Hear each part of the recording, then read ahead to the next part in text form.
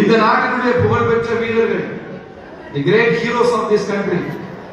யாராவது ஒரு 10 பேர் சொல்லு அப்படின்னு சொல்லி உங்ககிட்ட வெளிநாட்டுல இருந்து ஒரு 10 பேர் வந்து கேட்கிறான்னா, நீங்க Aurangzeb, Robert Clive, Warren Hastings அப்படியே சொல்லுங்க. இந்த நாட்டினுடைய great heroes of this country கூட ஒரு 10 பேர் சொல்லுப்பா அப்படின்னா, மாலிக் காஃபூரையும் அவுரங்கசீப்பையும் அலாவுதீன் கில்ஜியையும் வாரன் ஹேஸ்டிங்ஸையும் ராபர்ட் கிளைவையும் சொல்ல மாட்டோம். ஏன்னா அவெல்லாம் இந்த நாட்டுக்கு அந்நியப்பட்டவன், இந்த நாட்டினுடைய ஹீரோ இல்லை.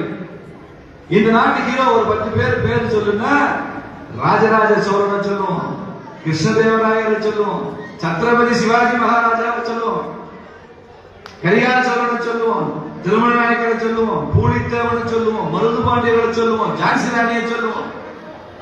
இவர்கள் எல்லாம் இந்து மதத்தின் மகத்தான வீரர்கள் என்பது அவனுக்கு புரியும். இந்து தர்மம் உருவாக்கிய மகத்தான ஹீரோஸ் புரியும் அவனுக்கு. அதனால இந்த மண் இருக்க இயற்கையிலேயே இது இந்து தன்மை கொண்டது.